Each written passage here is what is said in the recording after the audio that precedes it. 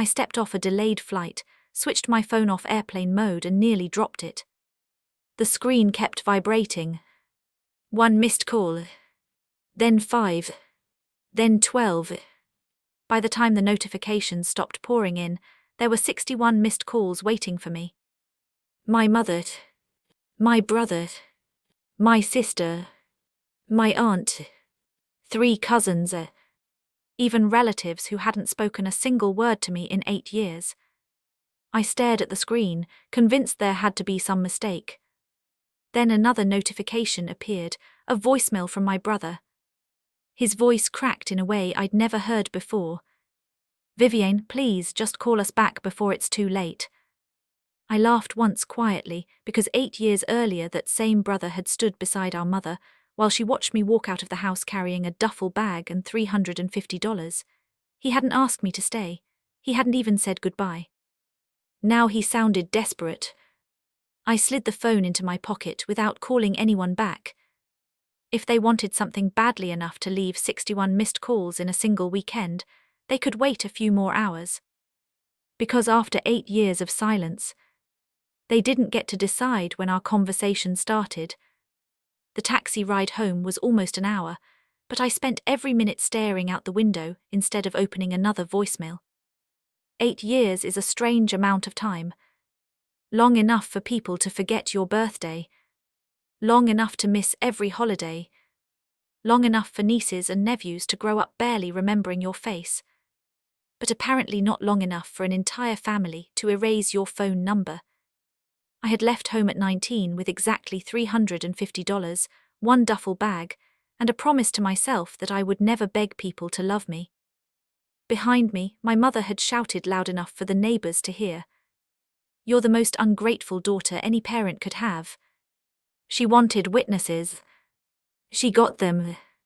I can still picture the front yard. My older brother stood with his arms folded. My sister wouldn't even look at me. My aunt pretended to comfort my mother while stealing glances in my direction. Nobody asked what had actually happened. Nobody asked why I was leaving. Everyone accepted the story they had been given. For the next 8 years, nobody called to ask if I had somewhere to sleep. Nobody checked whether I was eating. Nobody reached out when I spent my first Christmas alone in a rented room with a broken heater and instant noodles. Silence became the only language my family and I shared. So when my phone suddenly filled with missed calls, I knew this wasn't guilt.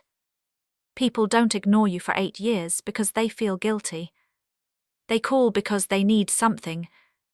When I finally reached my apartment, I made coffee, sat at the kitchen table and pressed play on the first voicemail. My mother's voice. Delete. The second. My sister. Delete. The third. Another cousin. Delete. Then I reached my brother's message again. "Viviane, please, just call us back before it's too late." His voice didn't sound angry. It sounded frightened. I kept listening. Voicemail after voicemail. Some cried. Some apologized. Some simply begged me to answer. Hours later, I reached the very last message. It wasn't from my mother. It was from my aunt. She whispered so quietly I almost couldn't hear her. "Viviane, your mother says everything depends on those 2 words." The recording ended before she explained what she meant.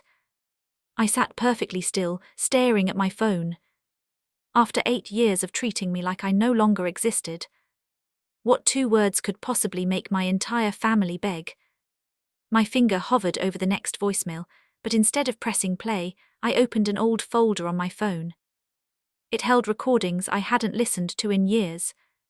Not because I wanted to remember, because I never wanted to forget why I left. The first clip was barely 15 seconds long. My father's voice. "Viv, promise me one thing. Never let anyone pressure you into giving away what I've worked so hard to leave you." I closed my eyes. It was one of the last conversations we ever had before cancer took him. A week after we buried him, the house no longer felt like a place of mourning. It felt like a negotiation. Mom sat at the dining room table with a stack of papers spread in front of her. "We need to discuss your father's insurance money," she said flatly. I frowned. "What about it?" "It belongs to this family. It belongs to the person Dad named." Her expression hardened. "Families don't keep score, Viviane." Before I could answer, my older brother leaned against the doorway. "Seriously, you're going to keep all of it while Mom is trying to hold this family together?" "I never said that." "Then hand it over." "I said I'd help with bills, I'd pay my share, but Dad left it to me." My sister shook her head in disappointment. "Listen to yourself, you're choosing money over your own family." "No," I replied quietly, "I'm honoring what Dad decided." That sentence changed everything. Within days, relatives began calling, not to ask what had happened, but to tell me I was selfish. Apparently, my mother had already explained the situation for me. According to her, I'd stolen money from a grieving widow. No one asked if it was true. Every conversation ended the same way. "Just do the right thing, Viviane." When I refused, the atmosphere inside the house turned cold. Meals became silent. Doors closed when I entered a room. Even family photos disappeared from the hallway, except the ones that didn't include me. One evening, I folded my clothes into a faded duffel bag. $350. A bus ticket. Nothing else. I walked to the front door without raising my voice. No one tried to stop me. As I stepped outside, my mother called after me loudly enough for the neighbors to hear. "Don't come back when you realize what you've thrown away." I kept walking. 8 years later, another voicemail interrupted the memory. It was my aunt.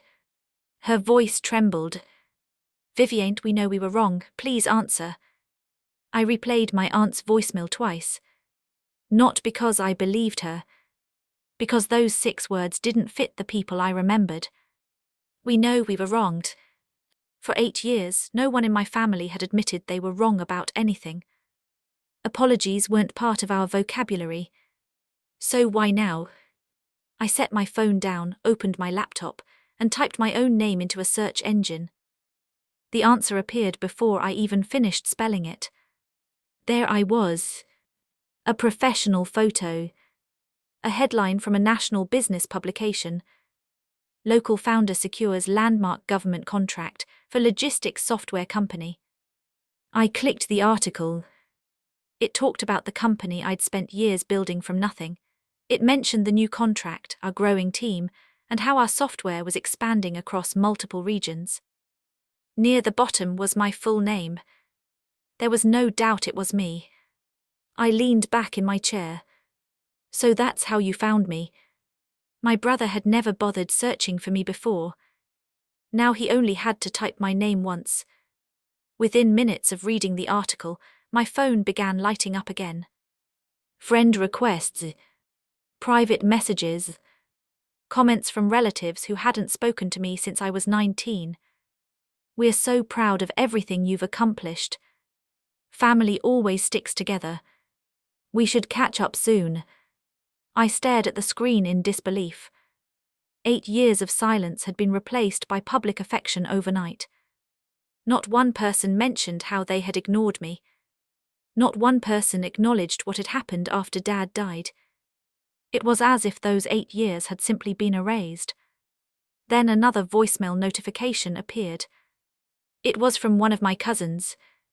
I pressed play. At first there was only rustling. Then I realized she hadn't meant to send it to me. She was talking to someone else. "If Viviane refuses to help Aunt Diane," she whispered, "she's finished." The message cut off abruptly. I frowned. Help her? With what? This wasn't about repairing a broken family. Something had gone terribly wrong. Before I could think any further, my apartment buzzer sounded. I opened the door to find a courier holding a large certified envelope. "Viviane," he asked. "Yes." "Please sign here. These require your immediate attention." Across the front of the envelope, printed in bold black letters, were words that made my stomach tighten. Court documents, immediate response required. I didn't open the envelope. Not in my apartment. Not alone. Instead, I called the only attorney whose name I recognized from years ago. "My name is Viviane Carter," I said. "I think your office handled part of my father's estate." There was a brief pause. Then the receptionist replied, "Ms. Carter, Mr. Reynolds asked that if you ever called, we fit you in immediately." An hour later, I was sitting across from a grey-haired attorney who looked at me with quiet recognition. "I hoped we'd never have to meet again under these circumstances," he said. He slid the sealed court packet onto the conference table. "Let's open it together." The documents were worse than I expected. My mother, Diane, was being sued over multiple property transfers connected to my father's estate. Several signatures on old paperwork had been challenged. Family assets had quietly changed ownership years after Dad died. Then I reached the line that made me stop reading. "Witness required, Viviane Carter." I looked up. "They're saying I approved this." Mr. Reynolds nodded. "The defense intends to argue that you supported every financial decision your mother made after your father's death." "I never signed anything." "I know." He folded his hands. "Which brings us to something your mother insisted never existed." He unlocked a small fireproof cabinet behind his desk and returned holding a large sealed envelope. My father's handwriting covered the front. "For Viviane, only if absolutely necessary." My chest tightened. "I've never seen that before." "You weren't supposed to," Mr. Reynolds replied. "Your father instructed me to keep it sealed unless someone tried to challenge his intentions." With trembling hands, I broke the seal. Inside was a handwritten letter. Every page carried my father's familiar handwriting. He explained why he had named me alone as the beneficiary of his insurance policy. He wrote that he trusted me to use it wisely. More painfully, he explained why he had refused to leave Diane in control of those funds. "If you're reading this," he wrote, "then the pressure I feared has already begun." I swallowed hard and kept reading. "Your mother may convince others that she's acting for the family. Don't surrender this money to keep the peace. Peace built on surrender never lasts." The room fell silent. Suddenly every voicemail made sense. The tears, the apologies, the panic. They weren't trying to rebuild a family. They were trying to save a legal case. My signature, my support, my silence. That was what they wanted. I carefully folded the letter and placed it back inside the envelope. Mr. Reynolds looked toward the window. "They've arrived." I frowned. "Who has?" He stood slowly and glanced toward the parking lot below. Without another word, I walked to the window beside him. A black SUV had just pulled in. My mother stepped out first. My brother climbed out behind her. Then my sister. All three were walking toward the entrance of the building. Mr. Reynolds spoke quietly. "They're here to ask for something." The receptionist knocked softly before opening the conference room door. "They're asking if you'll see them." I looked at Mr. Reynolds. "Do I have to?" He shook his head. "Not unless you want to." For 8 years, I had imagined what I might say if this day ever came. I thought I would be angry. I thought I would demand answers. Instead, I felt calm. "Let them in." The door opened. My mother walked in first. She looked older than I remembered, but the confidence she used to carry had vanished. My brother wouldn't meet my eyes. My sister stood behind him, twisting her hands together. For several long seconds, nobody spoke. Then my mother finally broke the silence. "Viviane." She took one hesitant step forward. "I need you to help me." There they were. The 2 words my aunt had whispered. "Help me." Not "I'm sorry." Not "I was wrong." Just "help me." She placed a folder on the conference table. If you sign this statement, the court will understand that everything we did with your father's property was discussed as a family. They'll drop most of the claims. I didn't even reach for the papers. You want me to lie? No, she shook her head quickly. You just be clarifying things. I wasn't there. You don't understand what's at stake. I understand perfectly. My brother finally spoke. Viv, if Mom loses this case, she could lose the house. I looked at him. The same house I was told to leave with one duffel bag. His shoulders dropped. He had no answer. Mr. Reynolds calmly slid my father's handwritten letter across the table. I believe everyone here should read this. My mother's face lost all color. No. He unfolded the first page and began reading aloud. My father's words filled the room. He explained that the insurance money belonged solely to me because he trusted my judgment. He wrote that he feared I would be pressured into giving it away. He specifically instructed that Diane should never control those funds. Every sentence dismantled the story my family had believed for 8 years. When Mr. Reynolds finished reading, the room was silent. My brother slowly sat down, staring at the floor. I never knew, he whispered. I thought Mom was telling us what Dad wanted.